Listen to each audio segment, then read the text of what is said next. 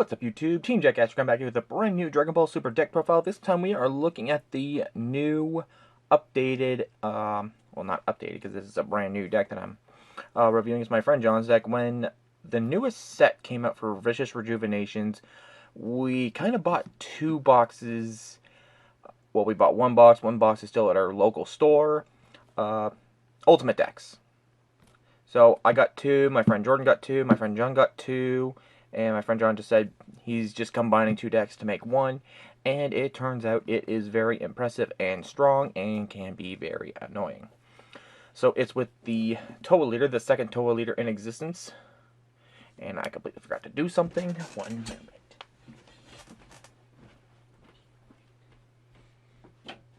Always forgot to turn off the light just because I get the reflection off my ceiling light and my light right there, so it reflects pretty bad. So yeah, the second Towa leader in existence. The first one's from the anniversary box, which is very hard to find because it's such a good leader if you're going to go for Towa Mira, Overrealm, and such like that. But this is the second Towa leader in existence, and on the other side is with her Magipakura. But we will look at the leader before we take a look at the deck, as we usually do. So we've got Towa in a very seductive image. And her abilities are permanent. Treat dark Broly cards with an original entry cost of 9 or less in your hand as non-black cards with Xeno characters in its name. Costs 9 or less as if they had no specific cost, and reduce the energy cost by 1. So with this card, any card you have with Xeno in its character's special trait, it's treated with no specific costs, and they are decreased by 1. When this card attacks, add up to 1 card from your life to your hand, draw 1 card, so you're getting 2 cards in your hand for taking a life, and she lets you get a draw. And when your life is 4 or less, you may draw 1 card and switch this card to active mode, and switch one of your energy to active mode, not this card to active mode, that'd be kind of busted. And then she becomes Towa and Magipakura Dark Conjures.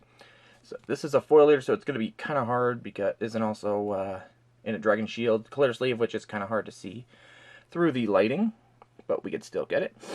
And her first ability is the same as the first, treat all Xenos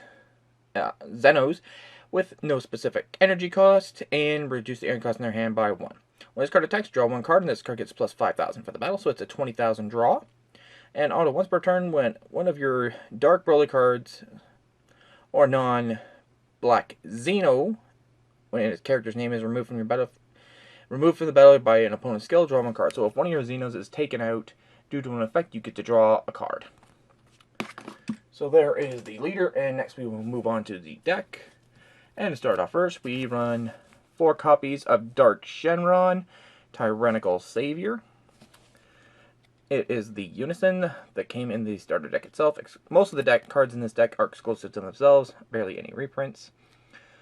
So, as this Shenron Unison has, this card cannot attack as it's permanent, because no Shenrons are allowed to attack except for Shadow Dragons. Active main, +1 for counters. You may choose 1 Dark Broly card with an original entry cost of 9 or less, or a non-black Xeno character name and its original cost at 9 or less from your hand or drop area. Place it at the bottom of your deck. If you place a card in your hand, from your hand, at the bottom of your deck, draw 1 card. So you could return a Xeno in your hand or in your drop area back to the bottom of your deck to recycle. If you do, draw a card. And its other ability is, if your leader card is a Towa card, and you have 4 more energy, at the start of your main phase, choose up to 3 non-black battle cards with an edge cost of 3 or less, and Xeno in its character, or a Dark Broly in its character's name. Cards from your deck or hand, and play them. Shuffle your deck if you look through it. So, just -3, and during your main phase, choose 3 black battle cards, or 3 non-black battle cards with a cost of 3 or less with Xeno in its character's name from your deck or hand, and play them. So this thing will let you spam out a whole lot of their small forms of the Xeno forms, so you can make them bigger. Next, for battle cards, we run 4 copies of Janemba the Shadow Warrior. I'm sorry, it's just kind of hard with the foiling to see the cards' names. He is a Chuju 5,000 combo, 15,000 power. Counterattack, negate the attack, play this card, and you negate a leader's attack with this skill. Your opponent cannot attack with the other cards for the turn. So there are some other cards that let you switch your leader to active mode, so you can attack again, but he prevents that.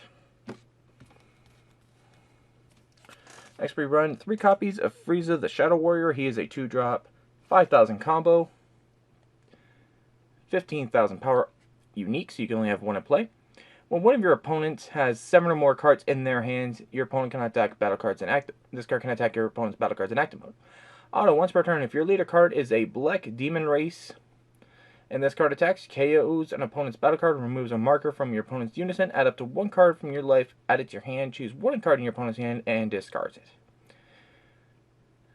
So when he attacks and KOs an opponent's battle card, you can just choose one of your opponent's Unisons, remove a marker from it, and then make your opponent discard a card.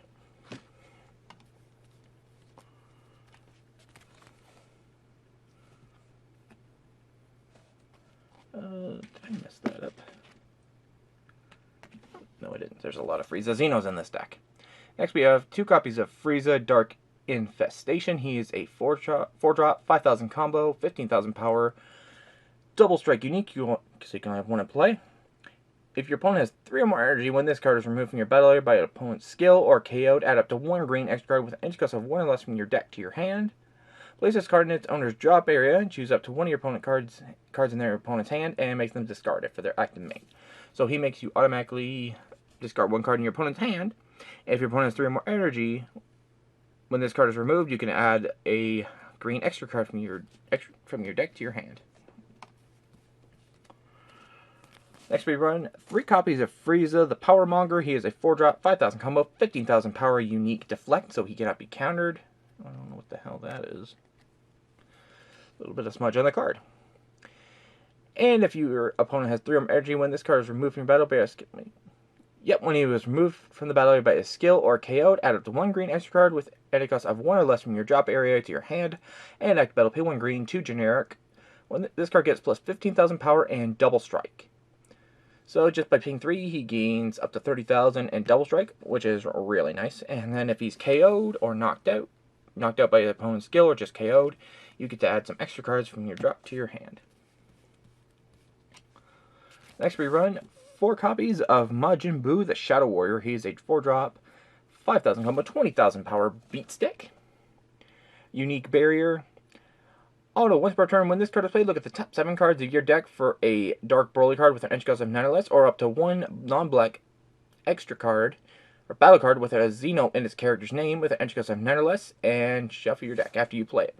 So you get to play, look at the top 7, play a non-black Xeno card or a Dark Broly with an energy cost of 9 or less, and play it, and then you shuffle your deck.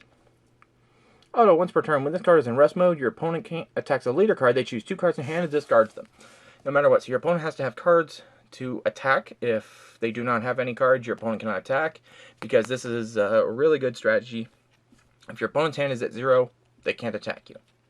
So you want to go after him first, but he's got barriers, so you have to outright attack him.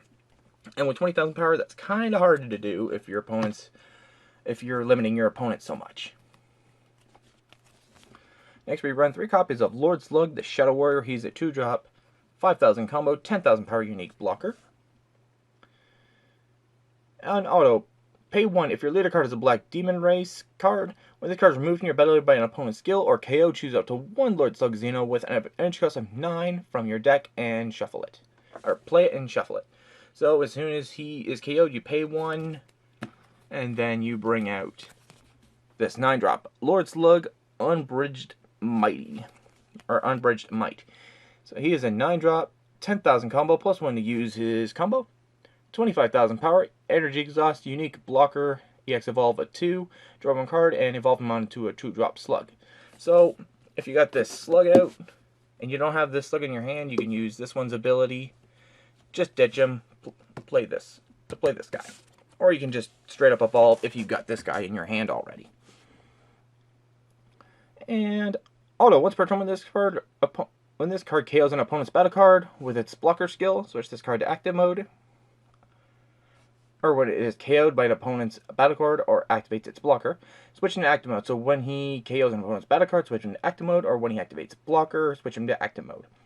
When this card is removed from your battle area by an opponent's skill, choose up to one of your opponent's cards in their hands and one of their battle cards and place them in the owner's drop area. Then choose up to one of your opponent's Unison cards, removes 2 markers from it. So he can remove markers, he can kill your opponent's battle cards, and he's just a straight up big monster.